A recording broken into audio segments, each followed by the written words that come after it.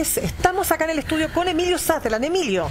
Mirna Ángeles, bueno, la escuchaba atentamente estos despachos y qué duda cabe, no cabe ninguna duda que el problema de la delincuencia sigue estando al tope de las preocupaciones de los chilenos.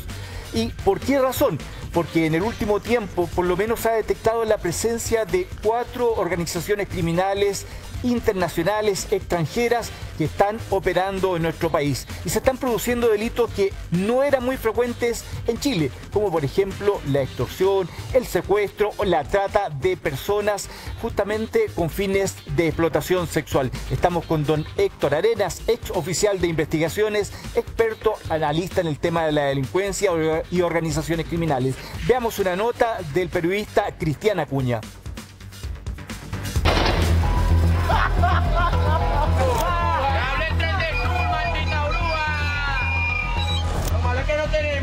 ¿Con qué espérate por aquí?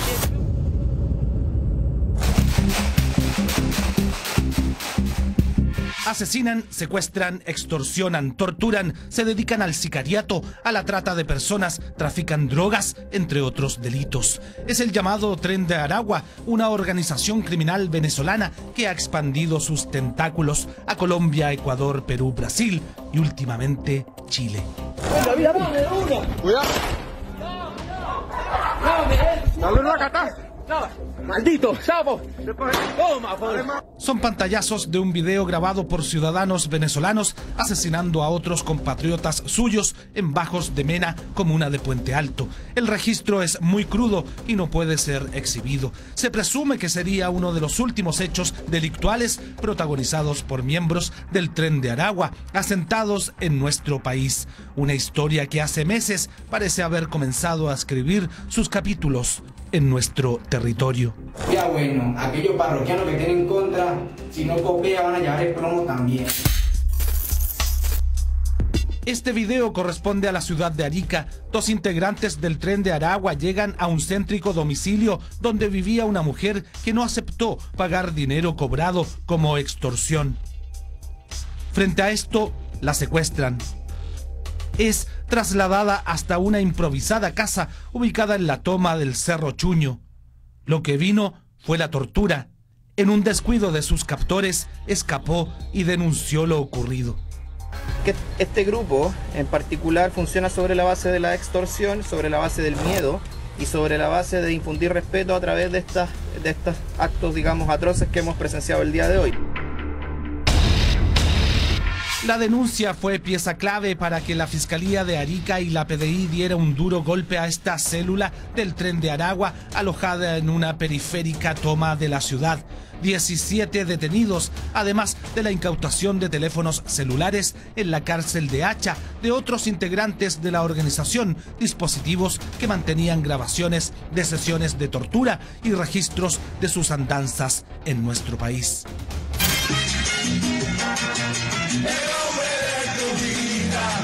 Pudimos ir armando y determinando cuáles eran los domicilios en los cuales estos sujetos mantenían sus operaciones y qué hacían en cada uno de esos domicilios. Así identificamos lugares donde deberían haber estado las armas, donde debería haber droga, donde solamente deberían haber estado para uso, para pernoctar, y aquel que era utilizado como casa de tortura.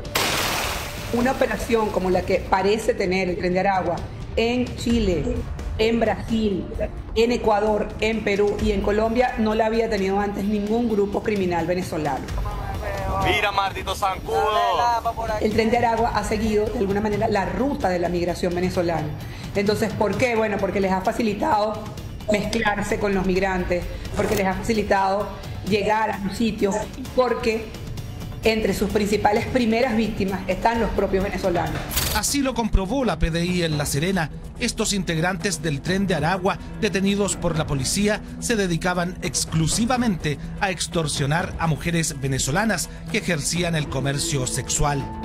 En este video, el sujeto de azul las amenaza portando un arma y exigiendo el pago de una cantidad de dinero para que puedan ejercer su actividad. Algunas intentan huir. La amenazaban, agregando que pertenecían al cartel venezolano del Tren de Aragua y que si no pagaban una renta semanal, la cual ascendía a la suma de 50.000 pesos en efectivo el día de ayer, y posterior, que iba a ir ascendiendo a la suma de 100.000 pesos, iban a ser castigadas o en el fondo hacerle daño a su familia en Venezuela. El Tren de Aragua surge el año 2014 con el liderazgo de Héctor Guerrero, el Niño, quien desde la cárcel de Tocorón, en Aragua, Venezuela, administra la megabanda delictual que se ha expandido por Latinoamérica. Pero no sería la única organización criminal extranjera que estaría operando en Chile.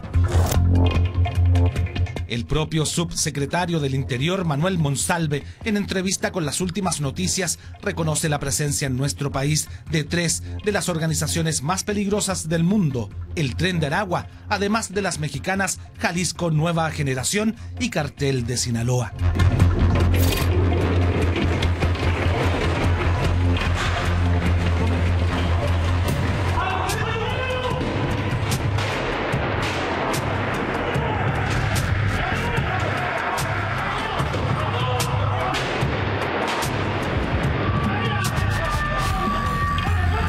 Se suma una cuarta organización criminal internacional con presencia en nuestro país. Aquí Carabineros detiene en el centro de Santiago a 2 presuntos integrantes del cartel del Golfo colombiano, responsables del envío de la marihuana tipo creepy. El propio fiscal nacional lo reconoció ante el Congreso.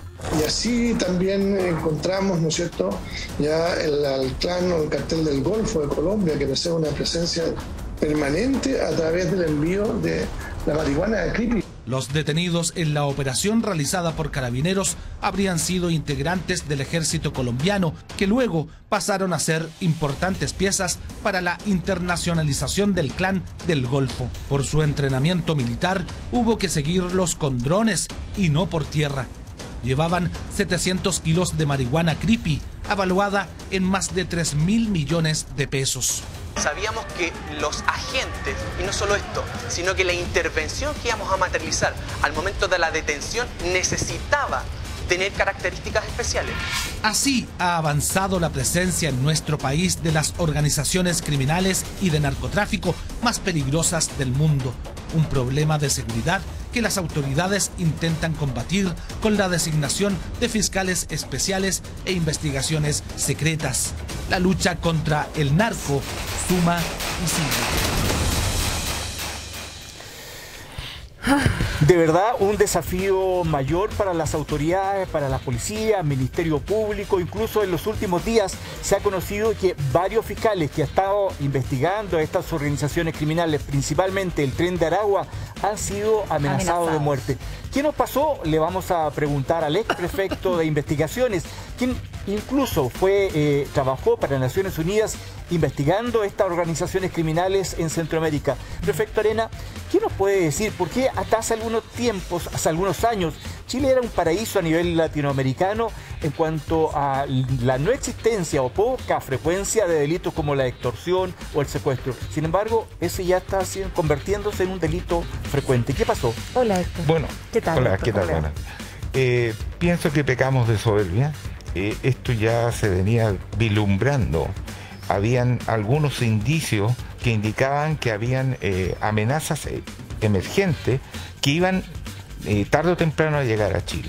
Creo que nos quedamos dormidos por mucho tiempo, vanagloriándonos del hecho de que nuestra policía es muy efectiva, eso no cabe ninguna duda, pero el resto del aparataje del Estado quedó al debe, viendo los fenómenos que se estaban incubando en varios países de Centroamérica principalmente. Perdón, pero usted trabajó en esto, investigó esto, fue parte de un proceso, pero en otros países, ¿en qué año estamos hablando? Para contextualizar un poquitito de cuánto atrás nos quedamos. Perdón, pero en otros países, ¿cuánto tiempo? En otros países, cuando se estudiaba esto, ¿hace cuántos años fue? Mira, yo di una charla el año 2011 en un congreso internacional que se hizo aquí en Chile sobre amenazas emergentes, poniendo hincapié en qué cosas teníamos que fijarnos para que el flagelo no entrara. Y entró, pero eso fue el 2011, pues. Exacto, el 2011, pero hay que entender que hay, por ejemplo, ¿qué establecimos afuera en Guatemala? la mexicanización de Sudamérica. Eso es algo que ya se planteaba en esos años. Los grupos de los carteles ya estaban distribuyendo su gente y estaban pensando en el sur. De hecho, lo que pasa en Ecuador, por ejemplo, en el sector de Guayaquil, en los canales, cómo han influido incluso en la situación penitenciaria de ese país.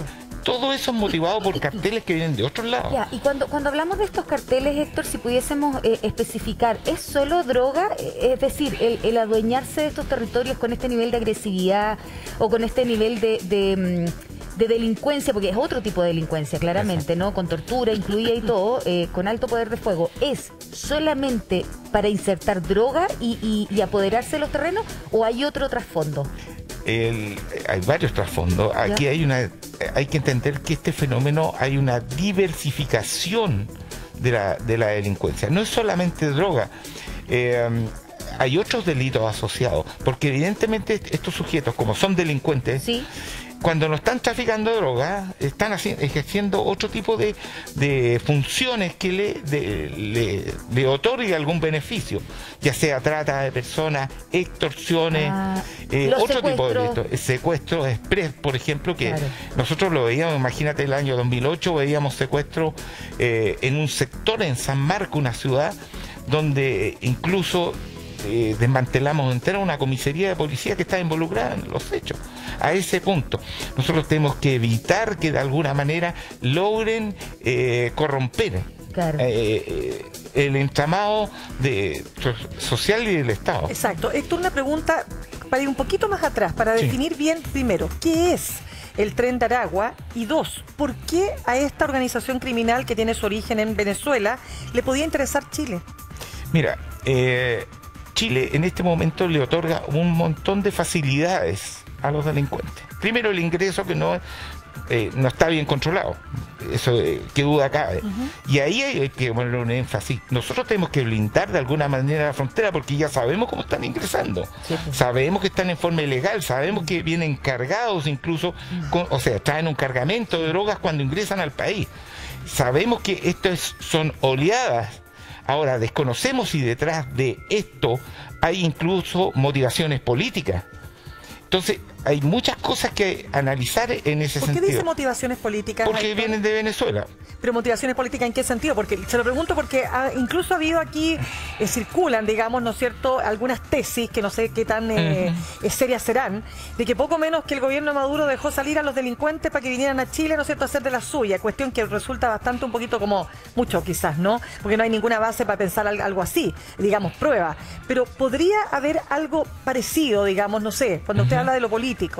Sí, es que mira, es muy decidor el hecho de que estamos detectando precisamente personas venezolanas. Ahora hay todo un problema, por ejemplo, que se suscitó con un avión donde venían iraníes, venezolanos nuevamente. Entonces hay algo que se está incubando ahí que hay que ponerle atención y no dejarlo pasar. También hay que entender que para solucionar esto, nosotros tenemos que tener claro cuál es la visión política de nuestro país, qué sistema político queremos instaurar en Chile, porque de eso depende la manera como enfrentamos este tipo de problemas. Por ejemplo, cuando yo hablo de blindar la frontera, hay que tomar medidas drásticas.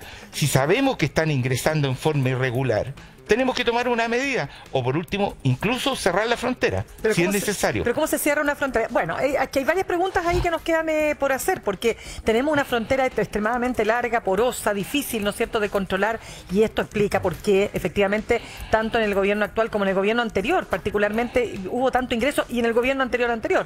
Es decir, hay un tema